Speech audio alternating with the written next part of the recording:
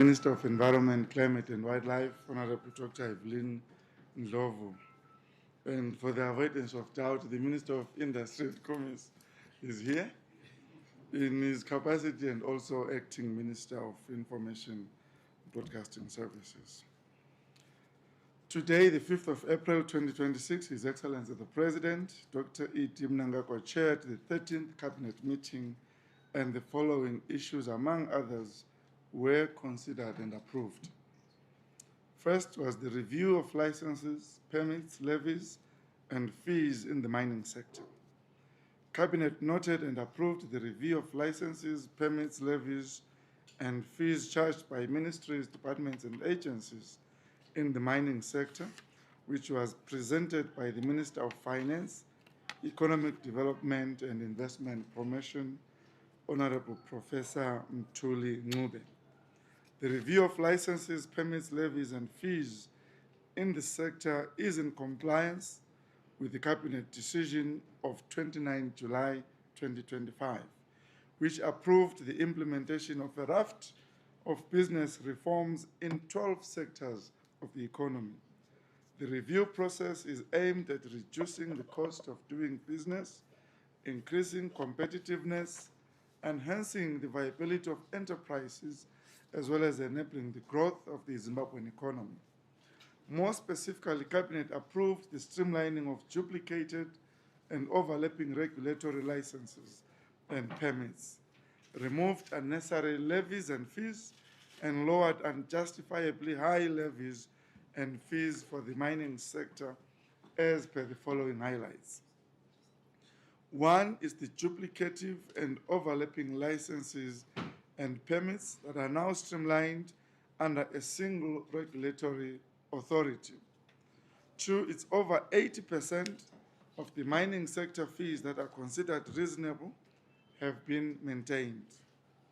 Three, the fee differentials based on operators' capacity to pay have been introduced, with license fees for artisanal small-scale mines being pegged at a fraction of fees payable by large firms. New regulatory fees such as gold jewelry permit and application for registration of approved processing plants for lithium have been introduced. Registration fees to deal with precious stones have been reduced and will be payable every 5 years. The Ministry of Mines and Mining Development annual fees for the first, second, and subsequent inspection fees for block of claims has been reduced. The Ministry of Mines and Mining Development trading on mining location fee has been scrapped, and the diamond cutting and polishing license fee has been reduced. Rural District Councils' land development levies have now been standardized. Cabinet also considered policy and legislative issues affecting the mining sector, including the ongoing review of the Mines and Minerals Act, the development of the Minerals Development Policy, and the operationalization of the mining cadastral system to ensure that mining licenses are granted, tracked, and managed in a legally binding and accurate manner. Other issues include capacitation of the relevant regulatory bodies to strengthen oversight of the mining sector and the formalization of the small-scale mining operations. Cabinet also noted the report on the 2026 Zimbabwe International Trade Fair as presented by the Minister of Industry and Commerce. The 66th edition of the ZITF was officially opened by His Excellency the President of the Republic of Botswana, Advocate Duma Gideon Boko, on 23 April 2026. The fair was held under the theme, I quote, Connected Economies, Competitive Industries, close quote. The total number of exhibitors increased from 795 in 2025 to 812 in 2026, with 98 being first-time exhibitors. The exhibition further witnessed an increase in private sector participation, which accounted for 61% of exhibitors, complemented by 39% contingent of government entities. Among the major highlights of the event was the Rural Industrialization and Economic Empowerment in Daba, held on 20 April 2026, where strategies to strengthen linkages between large-scale industry and micro, small, and medium enterprises, focusing on agro-processing and mineral beneficiation at local level were discussed. The ZITF 2026 Youth in Business Forum, held on the 21st of April 2026, focused on the topic Youth Financial Inclusion, Closing Gaps in Connected Economies, in order to empower young entrepreneurs with financing and innovation opportunities. A $1 million Youth Economic Empowerment Fund was launched to support youth-led business growth and development. The International Business Conference, IBC, held on 22 April 2026, drew more than 600 delegates. The Honorable Vice President Chiwenga reaffirmed government's commitment to the shift away from raw resource exports towards domestic manufacturing and value addition in mining and agriculture.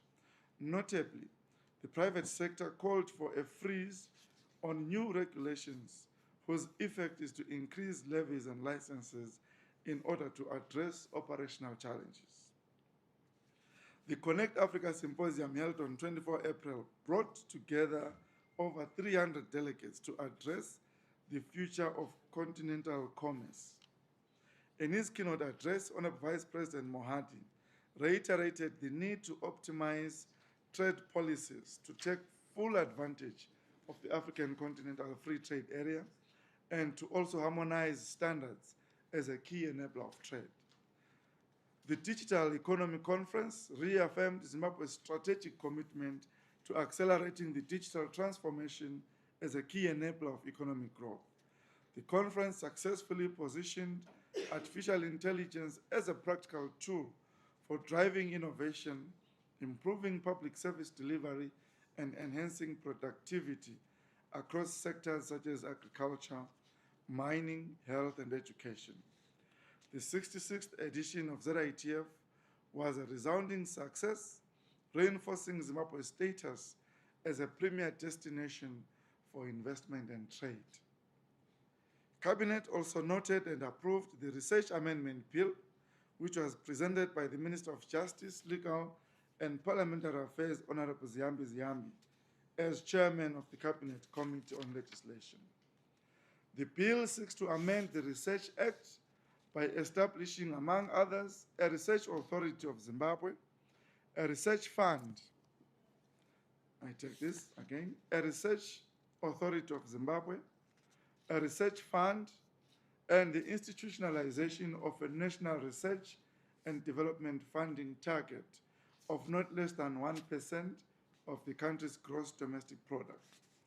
The research fund will be utilized to promote innovation, technological adaptation, and adoption, as well as the development of appropriate human resources to enhance research capabilities. Cabinet noted and approved the Environmental Management Bill, which was presented by the Minister of Justice, Legal and Parliamentary Affairs, Honorable Ziyambi, as chairman of the Cabinet Committee on Legislation. The bill seeks to amend the Environmental Management Act by incorporating emerging environmental principles and giving effect to environmental rights that are enshrined in the Constitution. The bill also seeks to empower and strengthen the Environmental Management Agency in order to protect and preserve the environment for the present and future generations. Cabinet noted and approved the hosting of the Experts Group meeting for African Registrar Generals and Board of the African Civil Registration and Vital Statistics, CRVS, shared asset by Zimbabwe, scheduled for 15 to 20 June 2026, as presented by the Minister of Home Affairs and Cultural Heritage, Honorable Kazembe Kazembe. This follows a request to host the group, which was made by the United Nations Economic Commission for Africa, UNECA, as the Secretariat of the African Program on Accelerated Improvement of Civil Registration and Vital Statistics. The Civil Registry Department is mandated to register births, deaths, national identity, citizenship, marriages, livestock brands, and issue travel documents among its main functions. The department also maintains accurate and reliable civil registration records in Zimbabwe, a function critical for the production of vital statistics. The historic meeting will bring together registrars generals from all the 54 African countries, technical experts, and development partners from across Africa to deliberate on key issues affecting CRVS systems, to share experiences and develop strategies for strengthening civil registration on the continent.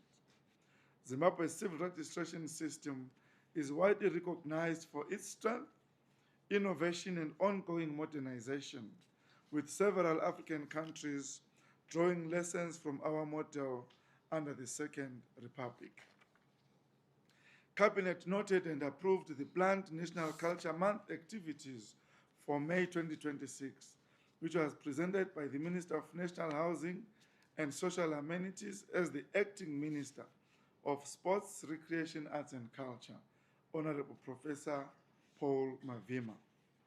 The 2026 edition of the National Culture Month celebrations will be held on 21 May at Papafield Stadium in Bulawayo Province under the theme Cultural Diversity and Creativity, Advancing Vision 2030.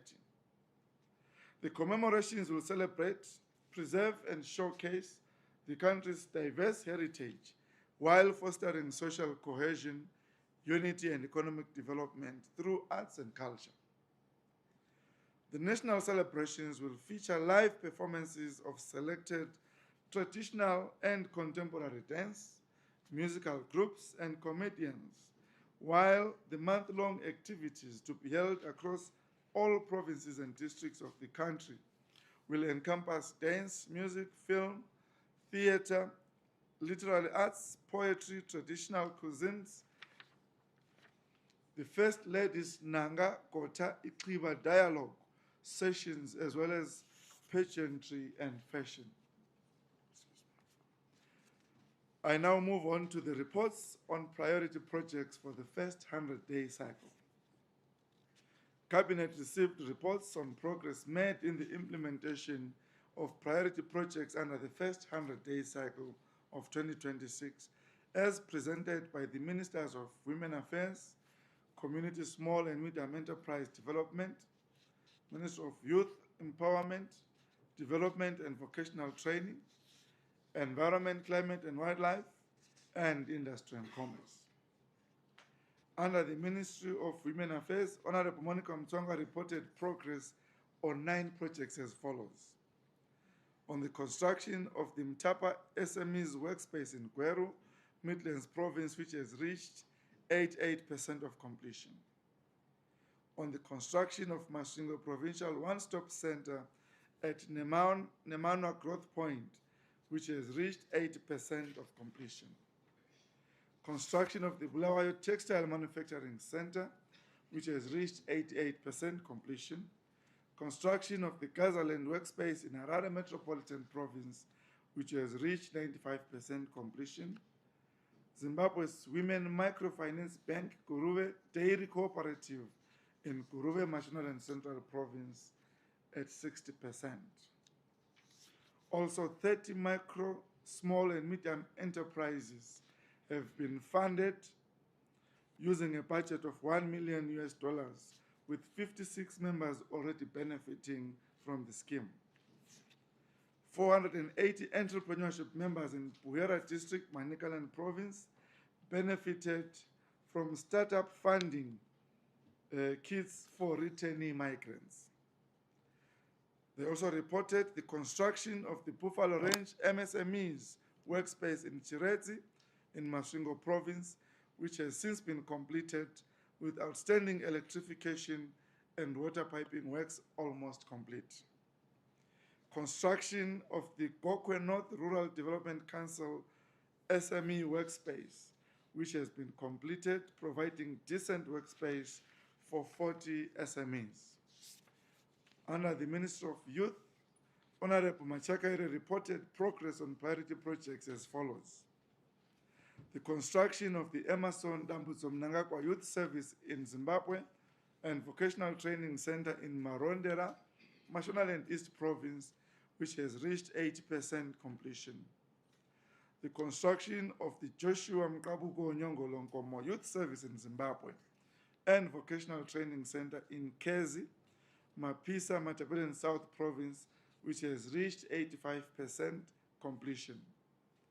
The construction of a grocery shop and LP gas container for youths in Muputsi Shopping Center in Mutare District, Manicaland Province, which has reached 60% completion. And the establishment of the Digital Innovation Hub at Nyamuroro Vocational Training Center in Nembudzia, Gokwe North District, Midlands Province, which has reached 85% completion. Minister of Environment, Honorable Evelyn Ndlovu, reported progress as follows. The construction of the Sebakwe Research Ponds in Kwekwe, Midlands Province, meant to conserve indigenous fish species, and the project has reached 70% completion. Construction of Zamazama Community Nursery in Shuruki District, Midlands Province, which has reached 60% completion. Construction of Forestry Commission Murambinda Nursery in Puhera District, Manicaland Province, which has reached 60% completion. Eradication of the poisonous plant, known locally as Mkauzane, which has reached 60% completion in Matabeleland North Province. Gwenyaya Gali Reclamation Project in Chivi District, Masvingo Province, which has reached 40% completion. The installation of radar solar backup system at all the country's radar sites has reached 30% in terms of completion. And lastly, the construction of Zimpac's staff houses and ablution facilities, which is at various stages of completion in Chinoi, Mashonaland West Province, and in Inyanga, Manicaland Province. The Minister of Industry reported progress as follows. The installation of pine resin processing plant by Como Private Limited in Manicaland Province, which is almost complete. The establishment of Spa Central Butchery in Harare, which has reached 20% completion, while the Spa Central Bakery has reached 75% completion.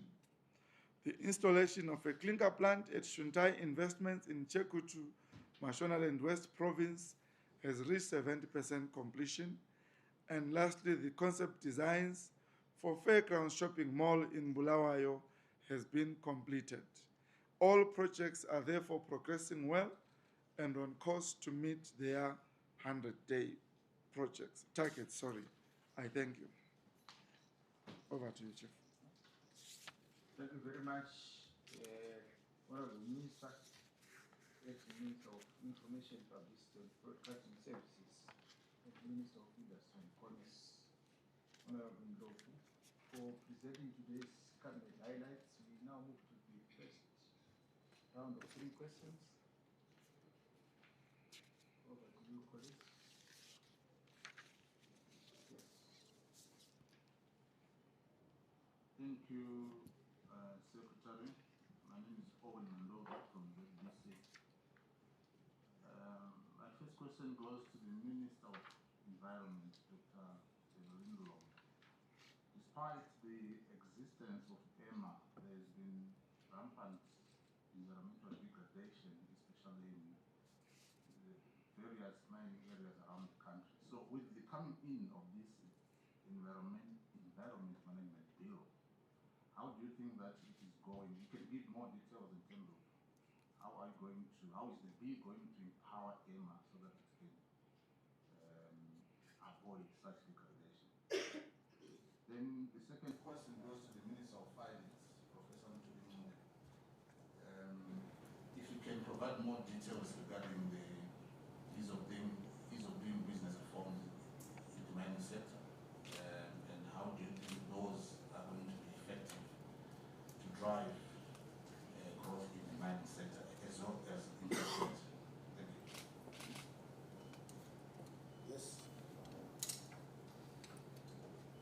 you, Taku Chambakwe. My first question goes to the Minister of Industry. I just want to check at the Zera tier, when we did our rounds, we realized that Zimbabwe's biggest trading partner, South Africa, didn't have a significant footprint. We also realized China, the biggest investor, was not well represented, and we also realized the emerging market, UAE, was also nowhere to be found. And yet this is the biggest trading platform we have in the country. What does this say about the impact of such an event? And then my second one goes to the Minister of Finance to ask ease of doing business. We've seen the reviews, but we're also seeing Zimra coming up with new taxes on now more for month on month.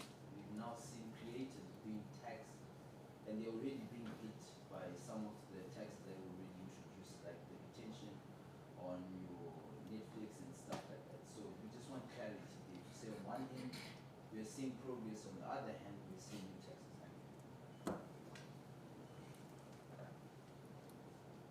You've had more than 3 persons. Come to you in the next round. Over to you, Minister.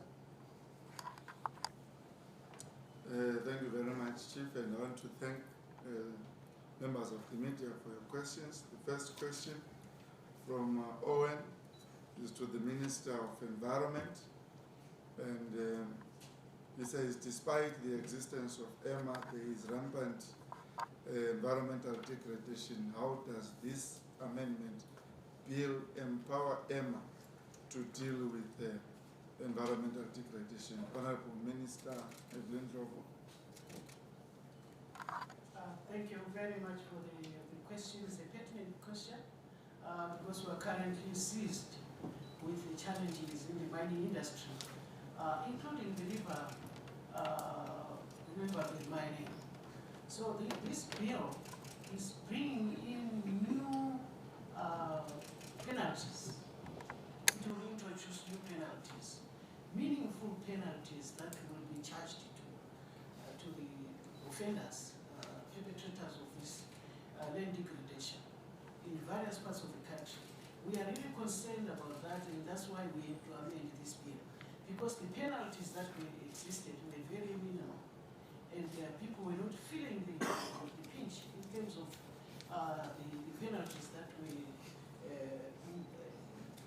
were charged by the courts, and hence the continuation of this land degradation in our various parts of the country. It will also assist us to come up with a stricter instrument to implement the polluter pays principle, which has been there, but it has not been administered in terms of legal issues. So the polluter pays principle will be put in place to make sure that whoever does land degradation in any form will pay, as long as we manage to monitor them together with the Minister of Mines. We have to monitor and the Minister of Agriculture, because they've got rivers. So the Minister of Agriculture, Minister of Mines, and ourselves will have to monitor the perpetrators to make sure that we send them to the Minister of Justice here for justice to be done. Thank you so much. Thank you, Honorable Ndlovu. The next 2 questions are directed to the Minister of Finance. The first one from Owen, where he's requesting more details regarding the ease of doing business in the mining sector. And from Mr. Taku Chambakwe, he's saying, despite the ease of doing business reforms, there are new taxes from Zimra, the creators, Netflix, and others that were already heavily taxed. Honourable Minister. I thank Honourable Ndlovu. I thank Honourable Owen Ndlovu from ZBC for the question on giving more detail.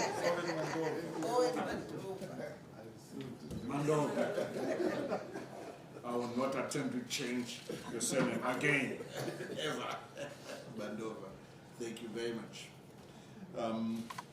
So basically, there are with the following categories of licenses or fees arising from the Ministry of Mines and Mining Development's work in regulating the sector.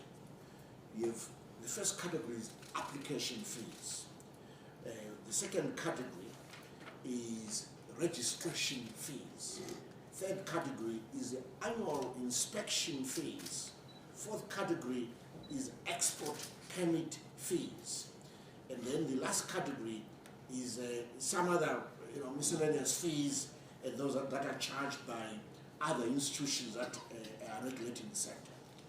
So, for example, when it comes to application fees in the first category, you've got application fees, for example, for revocation or forfeiture application, for an exclusive prospecting order, EPO, application for mining lease, for example. So these are some of the categories. And then for registration fees, we've got that for an approved prospector, and for special mining lease, annual inspection fees are inspection of the first inspection block of claims, for example. So different examples of these types of licenses. So what did we seek then to do to improve the cost of doing business?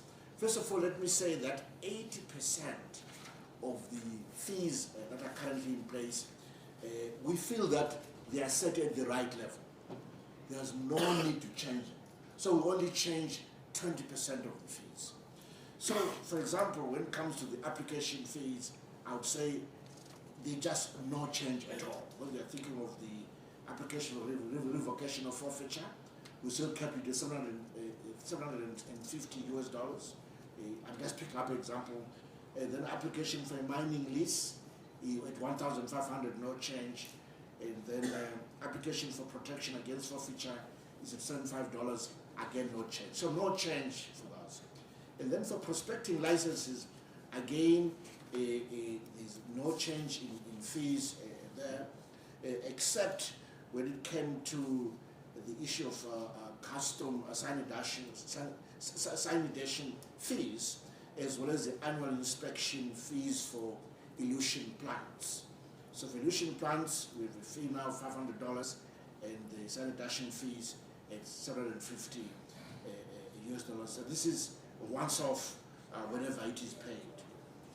And then also when it comes to further registration fees, there is a fee that we took down, registration fee to deal in precious stones.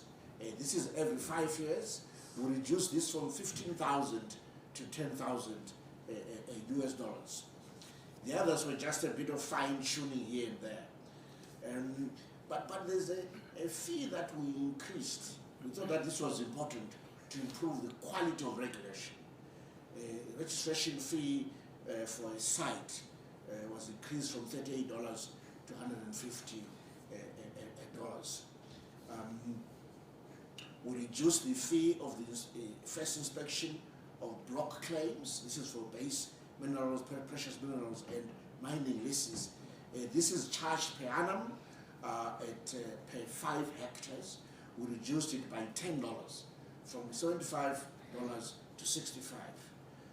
We also reduced the annual fee for block of claims, special grants, and mining leases of precious stones from $169 to $150 US. I'm just giving examples for each category so as to respond to the request for detail. Then, for instance, for the fees charged for renewals, again here no change. And then the other miscellaneous fees, for example, we scrapped the fee for trading on a mining location. This is a once-off fee of $38. We propose that this be removed, and the cabinet agreed to that. I'm just trying to find more examples for you. It's a long schedule, I tell you. I've got 16 pages here. I'm looking at other licenses, for example. There are some licenses some areas where we actually introduced new fees, where they're currently at 0, and we thought this was warranted. For example, if you want to apply for a gold jewelry plant license to make jewelry, we're proposing a one-off fee of $100. We think that's fair. It's not a lot. And also introduced a fee of $100 as an application fee for registration of an approved processing plant for lithium. These things are costing $400 million. So frankly, $100 registration fee is not a lot of money. I think you agree with me, even though it's a new introduction. I see other departments also have fees currently being charged on various things. For example, the Department of the Chief Government Mining Engineer, there are various fees. Again, no change there. I'm trying to pick out where there's some significant changes, frankly, for me to highlight. I see none. There is one where I think this is quite significant, is the permits for export of exploration samples. It's a once-off. This is pre-consignment. Currently, the amount that we're charging is $1,875. We thought this, again, could be reduced to $500. But mind you, now we're insisting on beneficiation in the first place. So you can be sure that precedes any exportation of material. It must be beneficiated to an acceptable level. More schedules, it's a lot. As I said, 8% of the fees were not changed because we felt that they were set at a reasonable level.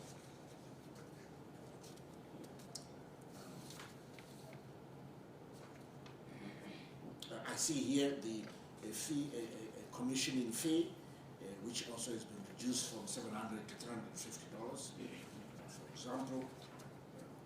I'll look for the last example, then I'll close. Now, also what we rationalized, colleagues, is the amounts charged by the rural district councils.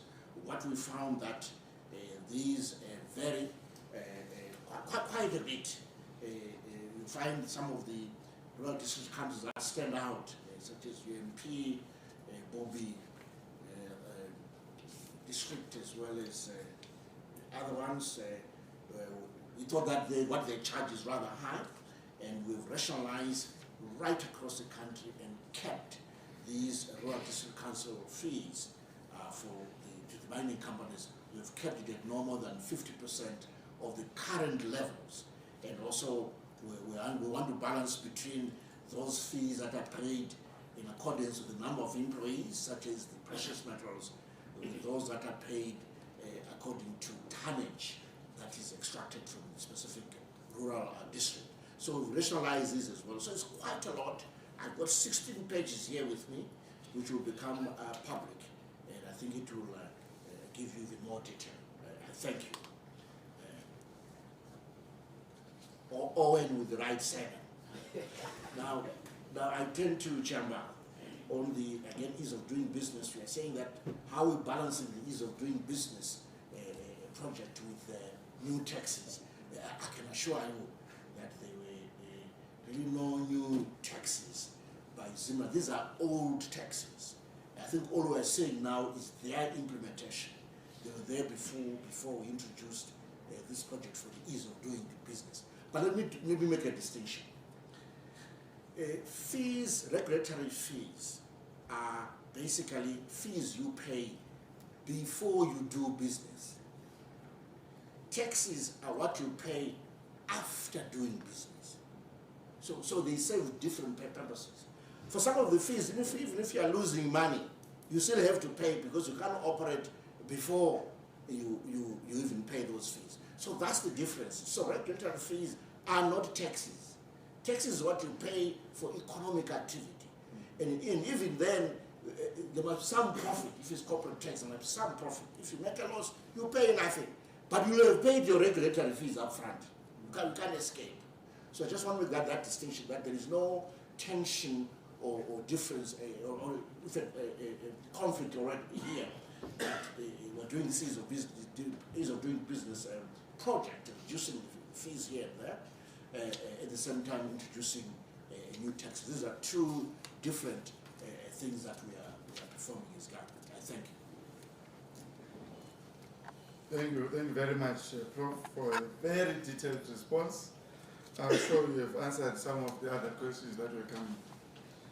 The question relating to ZITF tackle. In fact, we are very pleasantly surprised about how ZITF turned out, given our fears of how it would be affected by the geopolitical situation. We engaged all embassies, and some were indicating that because of what is happening, they are streamlining of budgets, which is why you might have seen some of that coming through. But what we appreciated the most was that we saw an increase in private sector companies that are coming from different countries. And to still get 31 countries coming in, one more than last year, it shows that in the end it came out very well.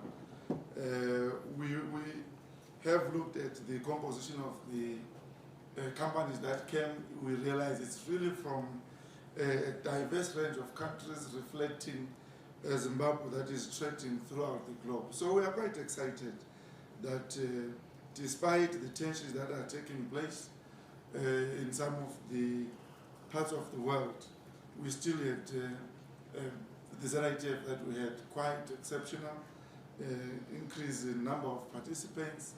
We had almost 90-something new participants. So it shows you that we had a very, very good ZITF. Thank you very much. Thank you very much. Let's move to the second and last round. Yes.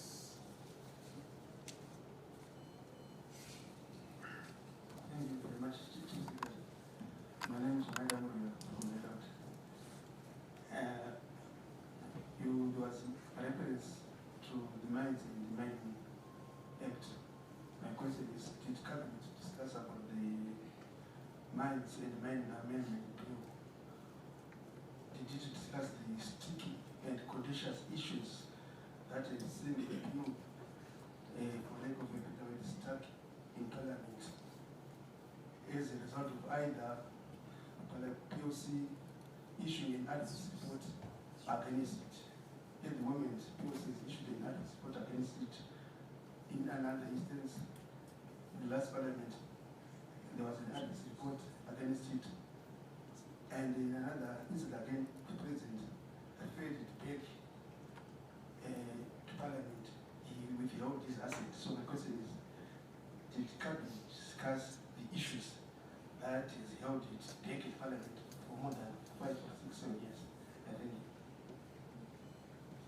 Yes. Thank you, Chief Secretary. My name is Panashina Kola with ZBC News.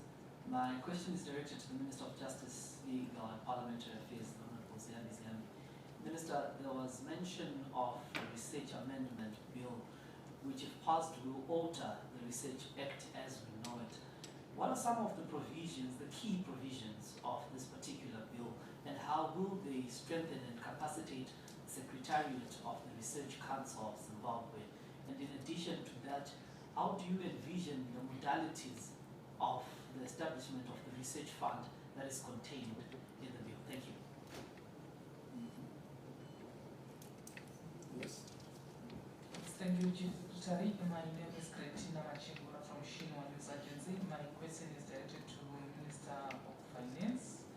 Yes, my apologies, Minister, you have explained really in detail on these fees, but can you further explain the rationale behind pegging the registration fee for lithium processing plants at just $100, considering that this is a high value mineral?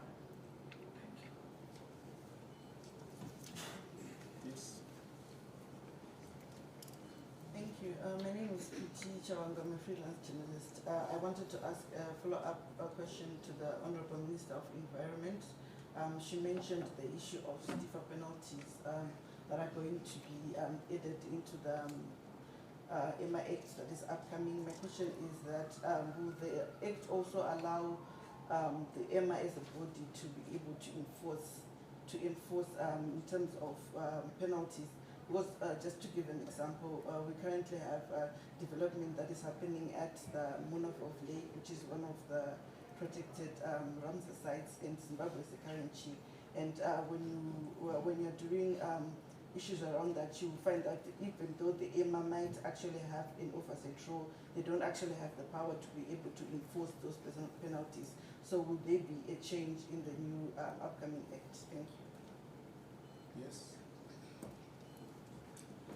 Thank you very much, Chief Secretary. My name is Sophia Mapranga, and my question is directed to the Finance Minister. Honorable Minister, you are on record saying you're committed to supporting NatFund, and just Supporting Sophia. No, I know you. Not far. I get it.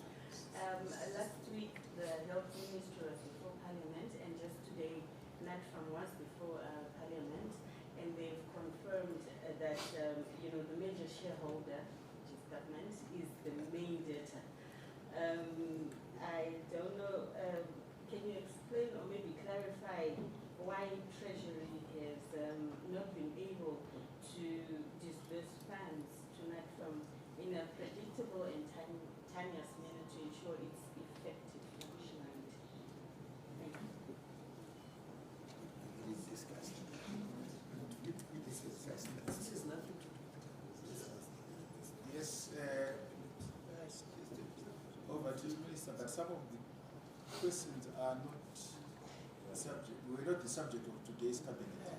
So if you have any questions outside today's cabinet, you will speak to the relevant minister after cabinet. Over to you, Minister. Thank you very much, Chief, and thank you, colleagues from the media, for the questions. Morira, your first question, it's a very simple question to answer this one. Did Cabinet discuss the Mines and Minerals Bill? No, we did not. And that is the correct response. We did not discuss that. Panashe, your question was very long. I couldn't catch up to the Minister of Justice concerning the Research Amendment Bill. Allow me to recognize I had not seen that the Minister of Justice, Legal and Parliamentary Affairs, Honorable Ziambi joined us, together with the Minister of National Housing, Honorable Professor Mavima. Honorable Ziambi. Thank you, Honorable Chair. I want to thank Panashe for the question. Basically, it's requesting to know the contents of the bill, but I will summarize some of the key issues of the bill. Currently, we have a research council that is overseeing issues of research, but we have several research councils. It's not coordinated. So in this bill, we're introducing a research authority, and the councils now will be subordinate to the authority. The authority now, we have, among other provisions, setting up of a secretariat with a CEO heading the authority. And the key provisions basically now is that this authority now will oversee, we are now going to create a research fund which the authority will oversee and ensure that is disbursed to research councils that will now be overseeing our research projects. And the other progressive clause in this bill is that it's now requiring government to progressively set aside not less than 1% of GDP towards research. The thrust being we have to be very serious and aggressive about our research agenda So it's going to do that. And it's also now obligating the minister responsible for administering this bill to issue a policy directive to the authority setting out the research priorities that we require to be done. And will also come up, this will also culminate in the enactment of a national research strategy that will now be used by the country going forward. So those are some of the provisions. Of course, the board has to follow provisions of PECOP, and we need to comply with the provisions in terms of corporate governance. But basically, those are some of the highlights of the bill. I'm sure it's going to be gazetted in the next 2-3 weeks, and it will be in the public domain. Then you will be able now to ask specific questions. But we believe that it's a very progressive bill that will ensure that as a country we will have a clear direction in terms of our research priorities. Thank you. Thank you, Honourable Minister. Next, Machingura wants to know, Minister of Finance, why pay lithium registration fees at $100? It's a precious mineral. Thank you very much. This is an application fee for registering a processing plant. So an application fee is an application fee. But the price for Zimbabwe is in the establishment of the plant in the first place, which will cost $500 million. Who knows? These are very expensive investments. That is the price. The price is in beneficiation, creating jobs, increasing the value of our minerals to that beneficiation, not in the application fee. This is just to process forms, and we're saying that for the time spent by our officials processing these forms and approving, even $100 will do. Because what we want is the processing plant. That is the target. So we don't lose sight of the target. So don't see this as something that reflects the value of the mineral, and none at all. It's about processing a form, basically. Thank you. Thank you very much, Prof. Next one, my apologies, I missed your name. Pretty. Sorry? Pretty. Pretty, yes, Pretty. You direct your question to the Minister of Environment. Will the amended Act allow EMA to enforce the regulations? You give example, Mona Velvley, among others, that EMA was not able to enforce regulations. Honourable Minister. Thank you very much. My legal advisor is here. But really, no, the principle is the lower the penalties, the more damages we see in our environment. Because person can come in and pay, or even refuse to pay, because the penalty is too low. It's facilitative. They were too low. They were facilitative for the people to continue to damage the environment. But this particular, this prohibitive penalties will deter people from embarking on such damaging activities to our environment. Even those that are building on wetlands, I'm sure they will get it. This time they will avoid building on wetlands. Because to build on a wetland, we give you a higher penalty. Because at the moment, you remember, we are the chair of the Ramsar Convention. And therefore cannot allow anybody to build on wetlands. Similarly, on mining, we will also introduce very high penalties to make sure that people stop damaging our environment. You know, it's in the Constitution. In our Constitution, it actually dictates that the environment in which our people live must be conducive. So if anyone damages the environment, water is contaminated, then our people's constitutional rights are not observed. So we really need to work very hard to make sure that EMA is facilitating Governor's Office to make sure that we manage those penalties and make sure that we enforce the penalties. I thank you so much. Thank you very much, Honourable Minister. The last question, Mapranga. Again, this was not discussed in Cabinet. And I know for a fact that the Minister of Finance is very much available. So I'll invite you to really engage the Minister so that we keep this strictly as post-Cabinet briefing. So, Chief, I want to thank you. The Ministers have responded very well. Thank you very much. Thank you very much, Chairperson. I want to thank the members of the state for the questions and the respective ministers for responding to those questions. We come to the end of this post-cabinet press briefing. Thank you very much. Thank you.